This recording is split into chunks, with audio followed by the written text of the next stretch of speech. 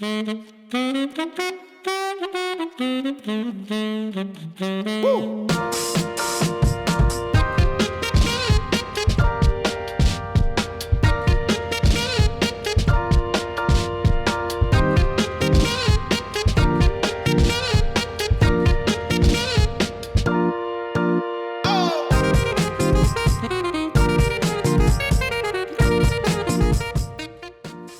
Welcome to Night Talks, the University of Florida College of Journalism and Communications talk show produced by students for you. I'm Tanya Fedak, a junior studying journalism, and our guest today is Freddie Wehbe, who was a Domino's franchisee for 21 years before launching Wehbe Marketing and becoming managing partner of Spurrier's Gridiron Grill. Hi, Freddie. Thank you so much for being here today. Thanks for having me. Thanks for the invite. Of course. So before we jump into some of the specifics, just a general question is, you're from Ghana originally, and then you came to the U.S. So could you tell us about what kind of inspired that transition? Yes, I was born in Ghana, raised there, and lived in South Africa as well. And as growing up, my dad took me on the side and said, if you want to be successful, America's the place to go to college. You know, I wanted to be a pilot. So started looking at schooling in the U.S. and I came in here, and it's one of the best decisions I've done. You know, people don't realize the impact of America. I have a lot of friends here, and I'm proud to be an American today. And just how many people would dream to come to this country? We're the greatest country on earth. You can work hard and you can make it and succeed, and truly you can. And I know thousands of people that try to come here and they can't. There's millions of people that want to come to America and can't, and embassies are full with applications for visas and what have you, and sometimes we just forget how great this country is. And you're a really good example of that, of coming to America and making it big. So when you got here, you earned your degree in mechanical and aerospace engineering. It was from the Florida Institute of Technology, which is a little different from what you ended up doing. So at the time, what were some of your career aspirations? You know, I wanted to be a pilot, but the honest truth is, and I'll cover my face, I was told I was too fat to be a pilot. I couldn't lose the weight.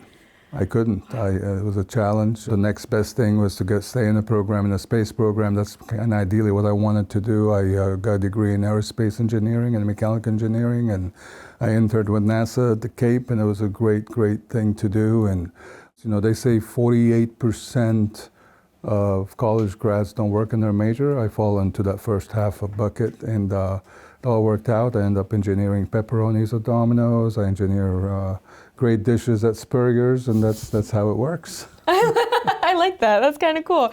And then, so speaking of Domino's, while you were getting that degree, you were also delivering pizza for Domino's.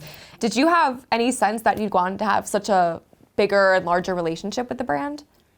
Back then, no, but after the fact, absolutely. Domino's was very good to me. As a delivery driver, you know, and an engineering student, you kind of look at the process, and the Domino's back then, this is in the late 80s, you know, a long time ago, when Domino's had maybe 1,000 stores, and you start saying to yourself, you know, it can be more productive if the flow of the restaurant is a little bit different, more efficient, just because that's how your mind is trained as an engineer. And I just did it for money, and I worked on weekends. I did it for about 3.5 years, but I learned a lot. And as I evolved into the franchising world of Domino's, that's kind of the best, probably one of the best things I received. And in 1995, you joined a partnership that owned 3 stores, later buying out that partner and expanding to 11 stores in North Central Florida. What was the secret sauce in scaling that business up? Really, there's no secret sauce, even though everyone seems to want to know that. Domino's in Gainesville became so successful that many Domino's franchisees and managers would come visit, and everyone was looking for the magic bullet or the secret sauce. But really, it's people. And I see what they're doing today. There's attorneys, CEOs, CFOs, politicians. It's people that are successful in their own ways, and that's who we had on the staff. So really, that selection process of talent was probably the number one reason for success. And then to kind of contradict that with all the success, what were some of the challenges that you faced over those 21 years running the Gator Domino's? If I have to pick one, it's probably the employee theft. You know, statistics say half of people will steal from you if they can, and in that business, in the retail business, it's important you have systems in place. I actually wrote an article about this in a magazine, a local magazine, and I won a Golden Charlie Award about theft prevention and fraud prevention, and really follow the rules and guidelines and work with the FBI to learn how we can cut back on that, loss of 4% of revenues. And it did work. And those systems in place were probably that one thing that you're asking about. And so we talked about how people can also help build that up, but were there any other kind of specific marketing techniques that help you find success? Building the brand and building the business is cause marketing. Giving back to the community, committing to doing what's right. Peter Drucker always says management is doing things right, but leadership is doing the right thing. And if you believe in giving back to the community, good things happen. I like that.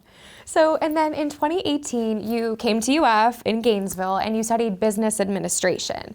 Have you always been drawn to business and entrepreneurship? Because it kind of contradicts with the original engineering degree. How did that help take you to that next level?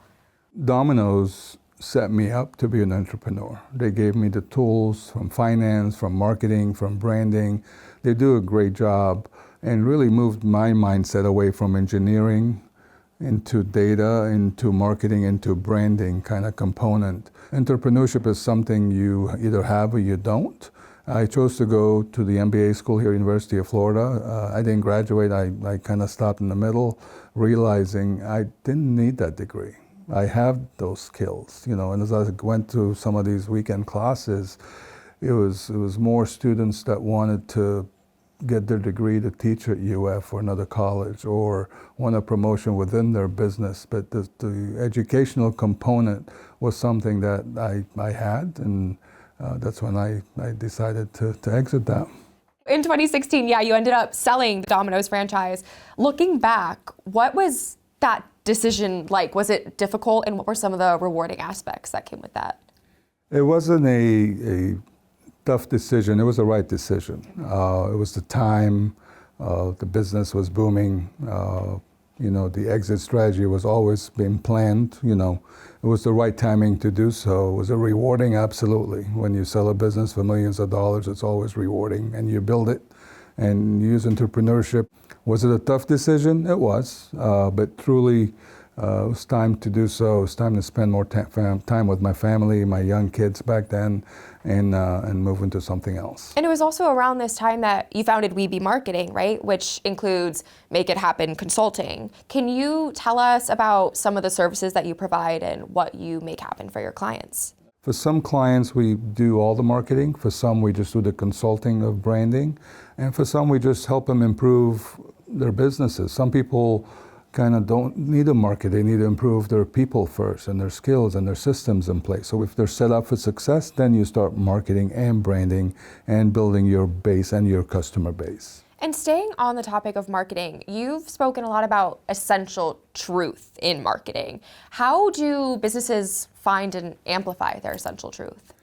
The objective of marketing is to sell a product. The other piece of marketing is most business owners can differentiate between marketing and branding. 95% of business owners and leaders cannot differentiate between marketing and branding. And they're two different separate things. Apple does a great job, right? They market a phone, the price, the discount, the new phone, that's marketing. But then they do a good job if you look at their media, and half of it is building their brand. They talk about the quality of the iPhone, the slickness of the iPhone, why it's better, why it's so premium. That's branding, and there's a difference between marketing and branding, and those skills are out there. We just need to make sure they're applied that way. Is there any kind of specific example of a client where you've helped differentiate both the difference between marketing and branding and how you've helped them succeed? Absolutely, and once I mention some of these businesses, you'll recognize that as well. The number one brand here in the Gainesville area are the Gators. So I do a lot branding the Gator brand with some local businesses. Davis Chevrolet is one, Meldon Law is another. You differentiate yourself from the competitor by being the only business that can support that Gator. That Gator branded IP is so powerful that if you can tie your name into it, you differentiate, you become the leader in that category. You've also worked with another successful business in 2019, you became managing partner of Spurrier's Gridiron Grill. How did this happen? How did that opportunity come to be, and how did your experiences help you build up to that?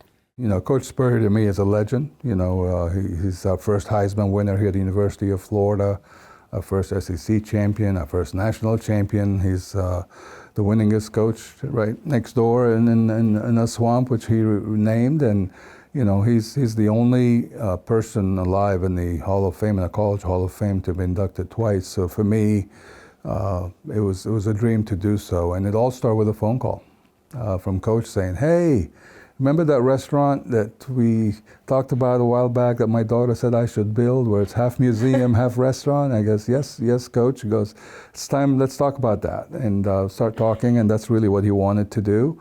And there was an opportunity at Celebration Point with that development, and they were looking for a good restaurant, and those two intersected, and we started working. This is in 2017, 2018, I believe.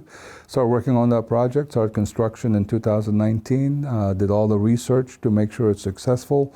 Why all the research? Because Spurrier hates to lose. He's one of the very few people that I know that hates to lose more than he likes to win.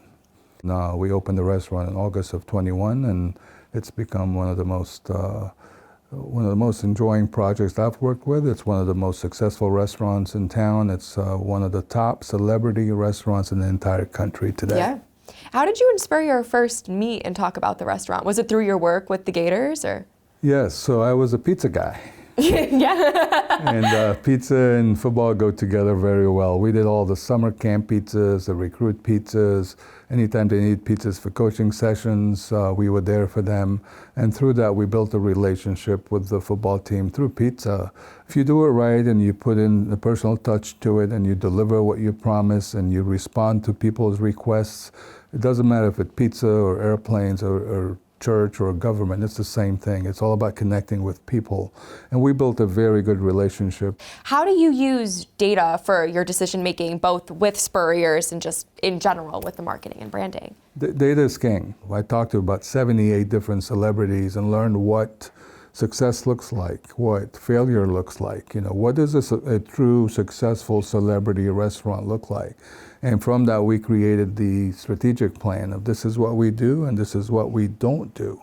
And, you know, in the restaurant business, it's not easy, but it's simple.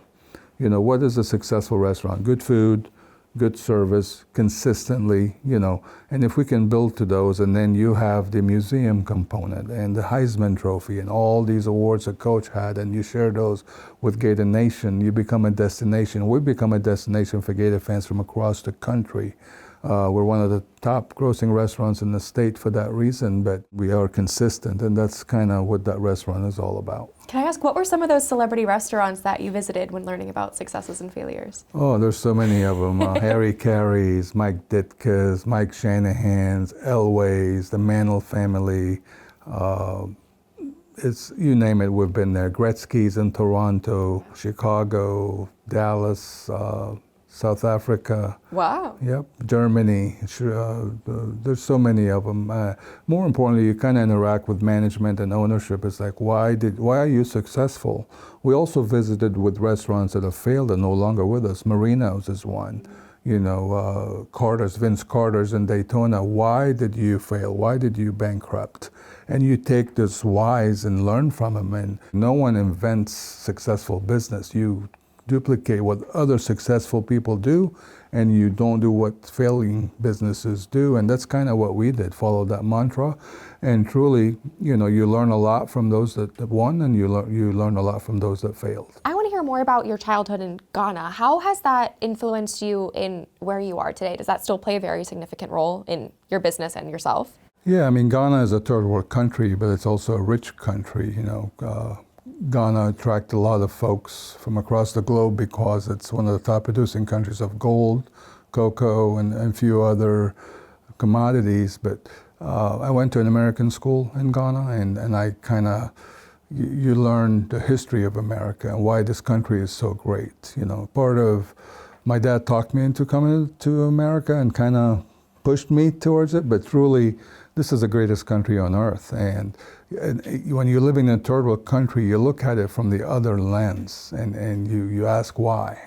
You know, why is Ghana one of the richest countries in commodities and gold and coffee and cocoa, not ahead of America? You know, America was born in 1776, I believe, and we lead the world. Why? It's because of people that have worked to do things right, and our founding fathers that planned for all these things. And it's inside me. It's like I have an opportunity that if I do those things here and I work hard and I practice integrity and I give back to the community I live in, you build a good business. And this is why our business is successful. And also, how is the aspect of learning a contributing factor in being successful? I want to hear about how is it important to stay up to date in education? What do you do to stay up to date in these kind of advances also? I ask probably 10 people a week, hey, can I have lunch with you? How about a cup of coffee? Successful people.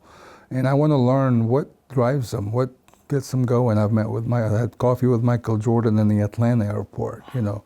I had lunch with Nick Saban, just kind of little things that people that are ultra successful, Mark Cuban, who I interned with, you know, what drives you? What is it? You know, and there's an it. There's always an it with everyone. Everyone is different, right? What drives Urban Meyer is different than what drives Steve Spurrier. You learn that by meeting them and asking them questions.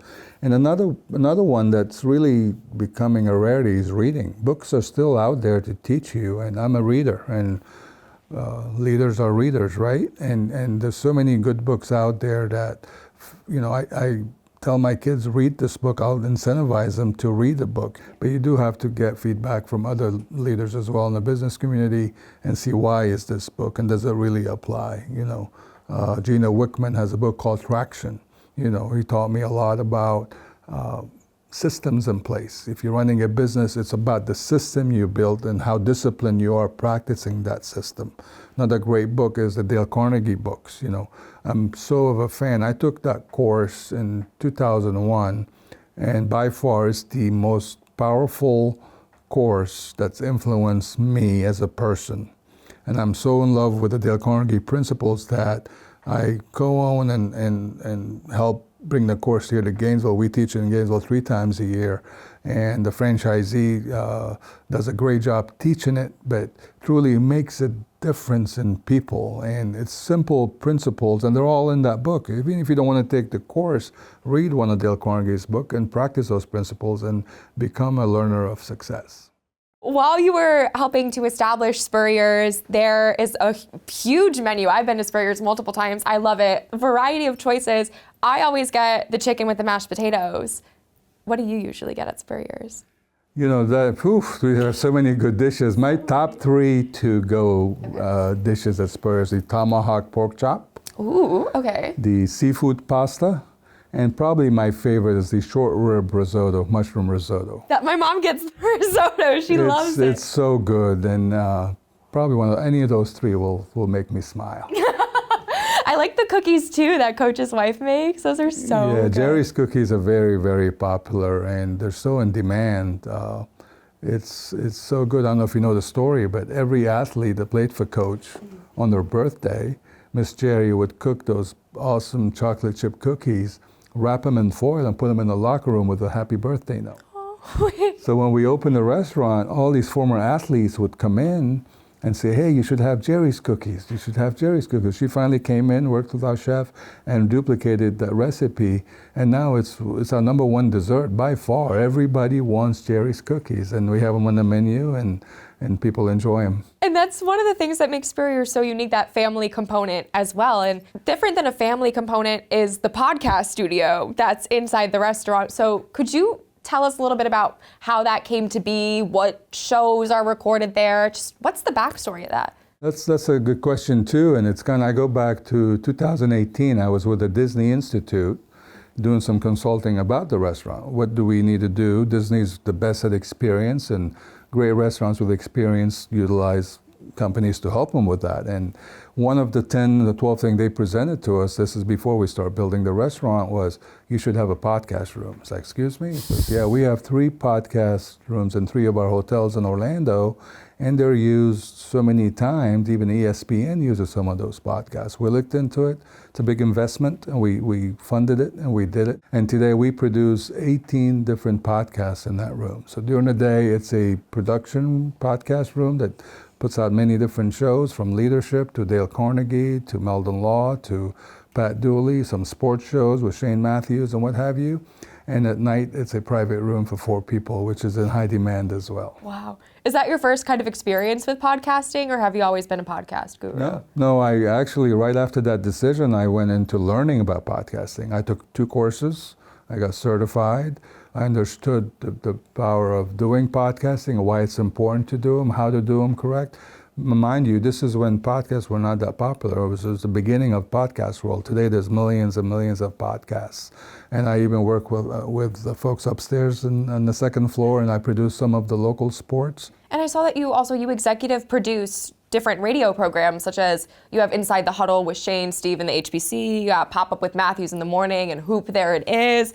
What goes into creating these kind of shows? It's really taking local talent, celebrities in the sports world, successful athletes and coaches, and turn it into a messaging vehicle. Whether it's a podcast or radio show, it's the same thing. And radio and podcasts are parallel. But truly what people want, they want to listen to sports. Sports are so popular. It's like you're watching a movie, but it's real, right? And as Gator fans, people want to know the ins and outs of what's going on, and those shows portray a story to those folks, and they're very, very popular. So why not produce a radio show or a podcast and reveal those stories and keep Gator Nation in tune with what's going on out there? And there's also, because you mentioned that when you first started with the podcasting, it's when it wasn't too popular, but now it seems like everyone has a podcast. What are some of the things that you do to make your podcast stand out? Preparation, content, really understand what's a sizzle and what's not, what people want to listen to.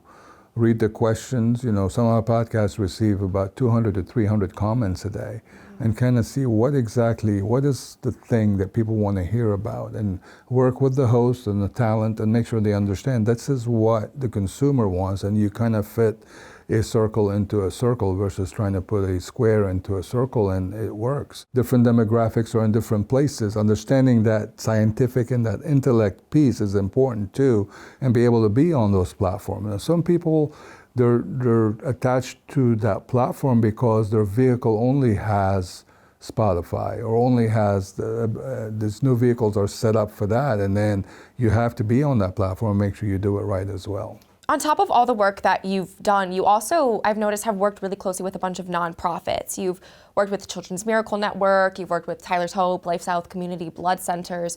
What inspires you to give back to your community?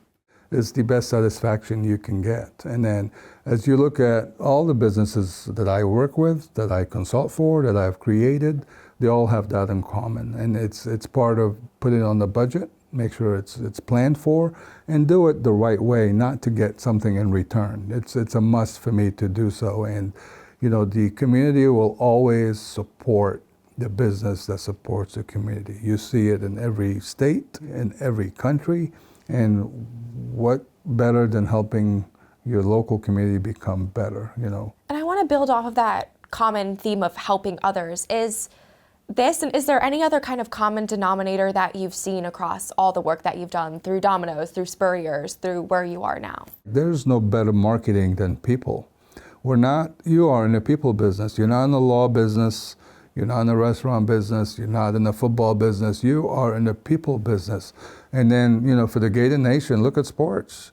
The better you recruit, the better you win. One of my best lunches I've ever had with Nick Saban. He's one of the most successful coaches out there. And I said, what is the secret sauce? And he goes, just get the best talent. And look at how many championships he won because he worked so hard at recruiting. And we see it with our team right here the same way. And to me, there's no difference in football or sports or business or college. Why is UF a top 10 school? People. And you know what? One of the biggest mistakes is when businesses don't let the bad people leave. In the book Good to Great, Jim Collins mentions that very clearly. If you keep the bad people on your team, you're not going to win. And speaking of the people that you surround yourself with, you have a very fine balance of being a business owner, a consultant, and a family man. 3 different kind of pools. What is kind of the key of balancing these 3 different sides, and how important is that work-life balance to you? It's very important, and I get this all the time. I've been labeled a workaholic, or I work too much, what have you, and working hard has become somewhat of a taboo. It's not. I've never met a successful person that doesn't work hard, not one. But you also have to have balance, and my top priority is my family, so you make time for family. The biggest asset we have as human beings is time management, what we do within that time. We all have 24 hours in a day. We all have probably 12 to 14 hours of non-sleep time. What you do in those times to balance it out, and as long as you structure it and you set goals towards it and you plan accordingly, and you plan your vacations and your travel time and your work time and your goals, even your work goals. Like if you have your goals set each day, which I do, in priority, and I can knock them out and still make time for work, for family, for fun, and that's how I live. And to kind of wrap this up, there's so many people who I'm sure look up to you and would love to have a career and a life similar to yours. What advice would you offer to the next generation of business leaders and media professionals? There's so much that you can do, and it's, again, this country provides you the tools to be successful, and your level of success dictates who you want to be. Be persistent, be disciplined, be honest, be patient. Communicate clearly, make sure your goals, what you're trying to say is clearly expressed. That's one thing. Again, I'm going to use a Peter Drucker quote, is the biggest problem in communication is saying what isn't said. Clear communication, and then accept the fact that failure will happen. In every successful story, there's some failure. What you do with the failure dictates how much you succeed.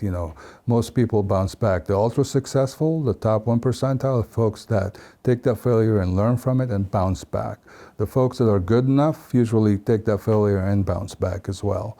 And really, the characteristics of successful people are all the same. Work hard, be honest, be patient, and communicate clearly. Love it. Well, thank you, Freddie, so much for joining us today. It's been so amazing getting to hear all of your input and your story. And thank you, viewers, for joining us. Until next time, good night. Should we gator chop?